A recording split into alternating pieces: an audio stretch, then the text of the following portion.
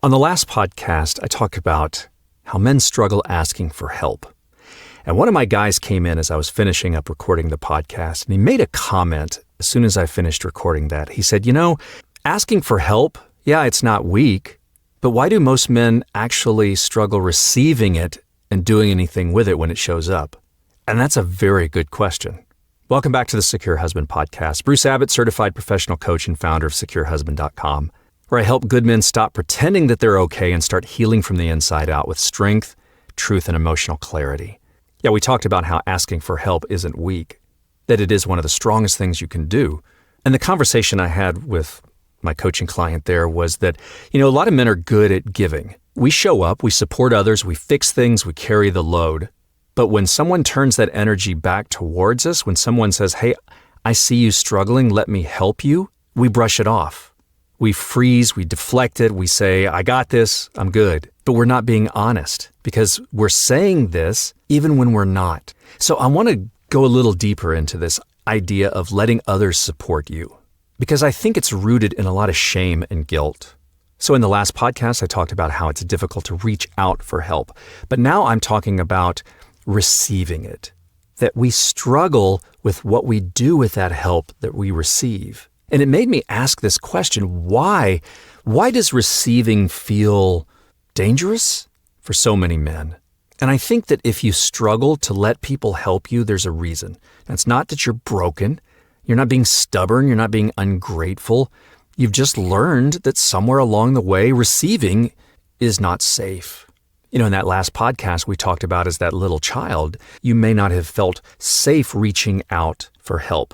But maybe it's the flip side. Maybe as a kid, the only time someone offered help maybe was to gain power over you, or strings were attached. Maybe it was manipulation, control, shame, maybe. Maybe you were vulnerable once and someone used it against you later. So you built this wall, and that same wall that probably made it hard for you to reach out for help now makes it even more difficult to receive because it's about trust. And now as an adult, decades later, even when someone's being genuinely kind and helpful, it feels safer to say, no thanks, I've got this. Even if you've reached out for help, maybe you're not absorbing it in. Maybe you're hearing it, but not letting it sink in deep into your core because you still have that self-protection up, that wall. That wall also isolates you. We talked about that last time. Yeah, it keeps out the harmful, but it also keeps out the healing. So you might reach out for help, but you still have your guard up. But healing happens in connection when you allow someone else to witness your pain and still treat you with love and compassion. It's being vulnerable, but you have to unlearn that lie that receiving is unsafe. And you start with trusted people, like we talked about in the last podcast. Awareness is first. This intent to learn, this curiosity. You have to notice. You have to notice how your body reacts when help is offered to you. If someone offers you support. So maybe when someone says, hey, I'm here if you want to talk. Or if a trusted friend says, hey, are you okay? Okay, just notice. Notice what happens inside with your body. Do you feel that tightness in your chest? Do you tense up? Are you uncomfortable? Do you feel this urge to run or shrink or hide? Or do you say, you know what, I'm good, I'm fine, even though you're not? That's your nervous system responding. It's not your logic. That's that fight or flight, that amygdala in your brain that's just taking over. And it's driven by that wounded part of you that remembers that the last time I let someone close, whoever that was, I got hurt. So look at the resistance that's subconscious and bring it to the conscious mind. And notice where in your life you're pushing away help, genuine care. Notice what it feels like. Notice what you say to yourself when someone tries to help. Now, again, this is not to judge. No blame, no shame, no guilt, as I always say. Just notice, because this awareness is the first step to being able to change that. And then you make a conscious choice to see receiving help as a form of strength.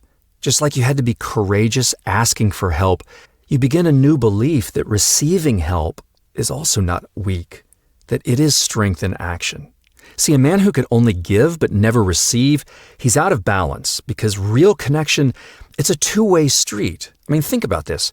Would you shame a good friend for receiving your help?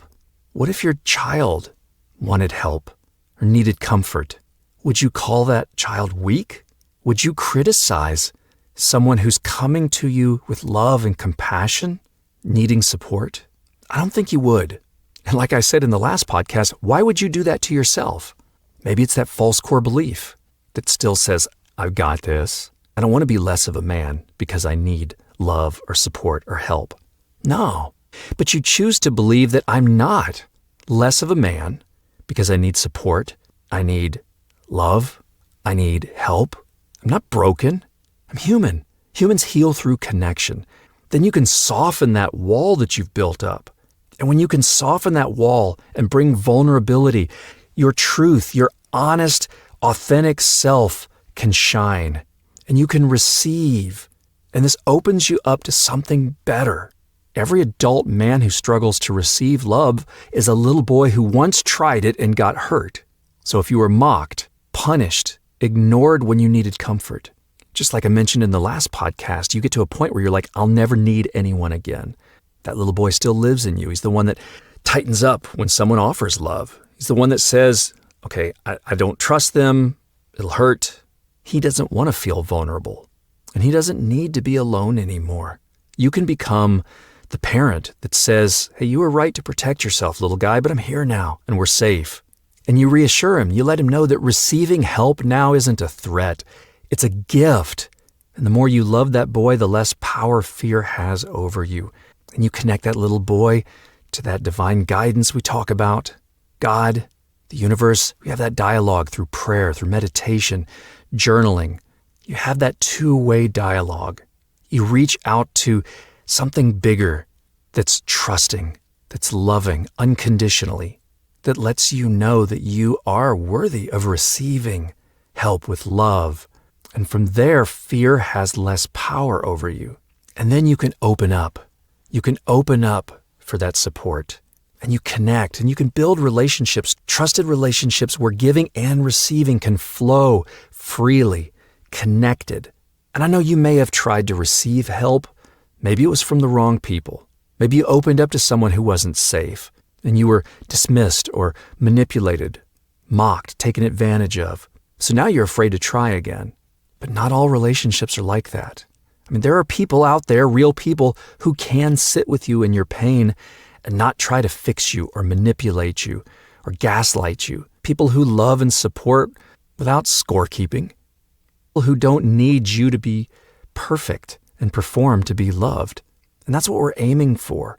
You have to choose those safe places, but once you choose them, it's okay to receive. It's okay to open your heart. Whether that's a friend who listens without judgment, a trusted therapist or coach, a men's group that's committed to emotional honesty, that's a safe place. You surround yourself with those people who can both give and receive. So the flow goes both ways. And when you see others able to give and you see others able to receive, then you feel more comfortable receiving. And that's where healing happens, where you let love in and receive it in, not just giving it. So once we do all this, we learn from our higher power, God, the universe, spirit, whatever our belief system is, what is the next step that I take that's loving to myself? Because remember, action is where transformation lives. So maybe it's think of one safe person in your life, and just one, and think of one small thing that you could let them help you with. Maybe it's admitting that you're struggling or asking for advice. Maybe just saying, I could really use someone to talk to. Letting them comfort you. Allowing a friend to support you without feeling guilty. Just pick a small, simple act. It's those micro moments, and do that this week. But practice receiving. Practice opening up. Let that wall come down. Don't feel like you have to defend. Don't feel like you have to guard. You don't have to prove anything. But just show yourself that I don't have to carry everything alone, and I can be open to receiving help. And then just take a deep breath and take it all in. Let yourself feel what it's like to be loved, listened to, cared for, held. Let yourself receive that help. That's healing. And we talk about here being a secure husband and being able to give love freely. We talk about loving yourself so much that you're able to give love in overflow. So you can give it, but it's also receiving it too. So you don't have to perform anymore or put up those walls. You can tell yourself, yeah, I'm worthy. I am going to receive. I'm going to receive support. I'm going to receive love because I am worthy of it. See, and that's part of leading with presence, because it goes back to what we were talking about in the last podcast. You no longer believe that you have to do everything alone, that you can ask for help and you can receive it. I hope that helped and added a little bit to that last podcast. Hey, if you feel stuck and trouble receiving help, visit securehusband.com. Set up a free consultation with me. Just a conversation. We can talk. And if you like this podcast, hit that subscribe button. Give me a review. Maybe share this episode with someone who you think may need to hear it. I'll see you again in the next Secure Husband podcast. Thanks for listening.